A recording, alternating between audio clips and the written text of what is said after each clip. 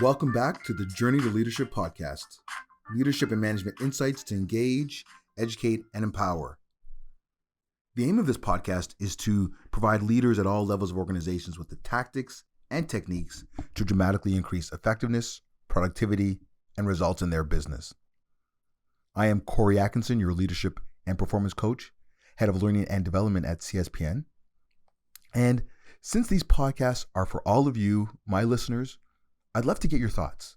If you'd like to get insight on a topic, situation, ask a question, or give feedback on what you like or want to hear more of, please let me know. Email me directly at Corey, Corey, at mycspn.com. That's Corey at mycspn.com. And you can follow us, myself, Corey Atkinson, and CSPN on LinkedIn. So let's get started. Today, we're talking about leadership and perspective. When you change the way you look at things, the things you look at change. Consider the last time you were watching a sporting event and it went to instant replay. The different camera angles give us an opportunity to see different things in different ways, either what happened or what didn't happen. Or think about the last time you were in a meeting and where you sat and what you heard and observed and how that impacted what you thought and the way things flowed. Or think about the time when you went to the movies with someone and you realized that when you walked out and talked about the film, the two of you saw completely different things based on what you noticed. Perspective. You see, as leaders, when we gain different perspectives, it allows us to do some great things. It helps us see complex things more clearly. We can recognize where there's opportunities or where we're missing an opportunity to provide insight. We sometimes rightly see that the complexity of what we saw before was not so complicated after all. It helps us have options that we can compare to. And ultimately, perspectives helps us build relationships with others as we both realize there's empathy in how we look at things. So at the end of the day, perspective and leadership go hand in hand. Now, three things to keep in mind. As leaders, we have it. There are countless examples of how once in a leadership role, we have access to additional perspectives to help us shape what's happening and where the organization is going. We use it often. The second thing, though, is that we need to use it more. Because perspective helps us in so many ways, we need to recognize the different viewpoints and apply those to our work. We know that our leadership is seeing and figuring out what is next, but it's also about how we interact with our shareholders that are above us or below us, or our customers, internal or external. And ultimately, we need to actively expand our perspective. You see, the more that leaders gather perspective and thoughts and points of view, the more fully they can see the situation, better decisions they can make, and more impactful those decisions and actions can be. So let me tell you about Kevin. Kevin was an entrepreneur that I had coached for quite a while, a few years back, to help him realize that for him to grow, he was going to have to give away some power. Now, Kevin was a real self-starter from an early age. He had many different roles, had worked in different businesses, but he finally found success as a freelance videographer, and that soon transformed into a video, music, and graphics company in a few short years. The coaching sessions were how to successfully grow from a boutique into a more national presence. We were into our fourth session when he says, "Corey, I've got something incredible to share with you." I smiled and said, "I'm all ears." Kevin says, "So just over a week ago, I took Ricky, my eldest son, on a trip to the country, Corey, with the firm purpose of showing him how important it was to appreciate all that we have." Now, you remember, Corey, I told you that I felt like he was developing a sense of entitlement to the life that we'd had. I nodded, said yes. "So what was your focus?" So, Corey, my goal was to show him in this trip how poor people could be. I said, "Wow, how did that work out?" Well, Corey, we packed up the truck, said goodbye to the family and technology, at least what we could, and took off to spend a weekend on a farm of what I thought was was a bit of a poorer family. So we head up the highway, and by Friday night we get to the farm.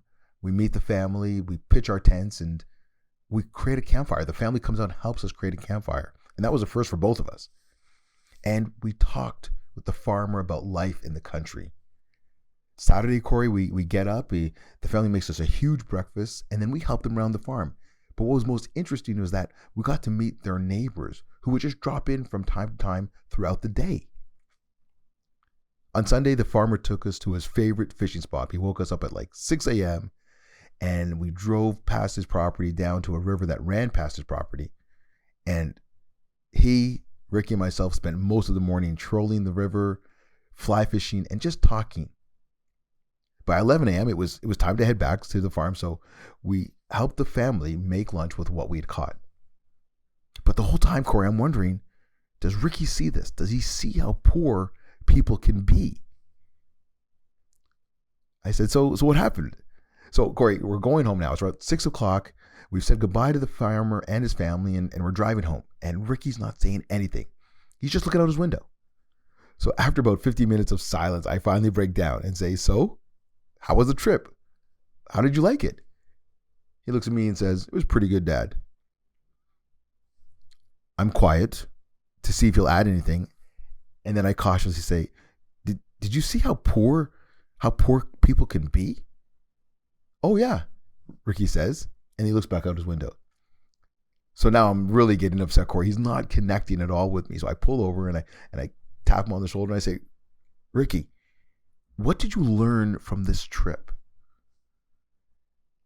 Corey, my son's quiet for a moment. Then he looks at me and he says, I saw, Dad, that we have one dog and they have 4. We have a pool that covers half of our backyard and they have a river that has no end. We have a fancy security lights around our property and they have the stars at night to light their property. Dad, our patio, extends around the corner of the house, but they've got the whole horizon. We've got a small piece of land in comparison to what they have because they have fields that go on beyond our eyesight. We have servants who serve us sometimes, Dad, but they serve each other. We buy our food, but they grow theirs, and there's always enough for everyone. We have a fence around our property to protect us, but they've got the trees and their friends to protect them, Dad. Corey, I was speechless. I did not know what to say. And then Ricky, my 14-year-old son, looks me in the eye and he says, thanks, Dad. Thanks for showing me how poor we are. Wow. What a story. And as I think about leadership, I think too many times we forget what we have and concentrate on what we do not have. What is one person's worthless object is always going to be another person's prized possession. It's all based on one's perspective. So, what are Coach Corey's comments on perspective? The lesson is that we live in a world that goes fast. We know this, where people do not always take the time to step back and enjoy the roses.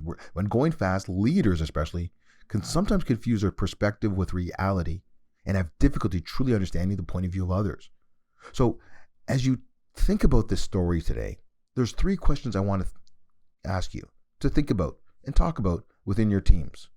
1, as a leader, do you consider your own perspective as reality? 2, as a leader, can you see your perspective for what it truly is, your own personal point of view? And 3, what could be different in your leadership, your personal leadership, if you could better take, seek, and coordinate perspectives? What would that allow for? You see, perspective is not right or wrong by default. It just is what it is, a point of view of a single person based on their life experiences, their values. We each have one, and sometimes we share it with others, sometimes we don't. Ultimately, as a leader, perspective shapes how we act and react in a situation. So, as you think about perspective and you think about your leadership, what could be different if we were more generous with our interpretations of perspective. I started off with this quote and I will end with it. When you change the way you look at things, the things you look at change.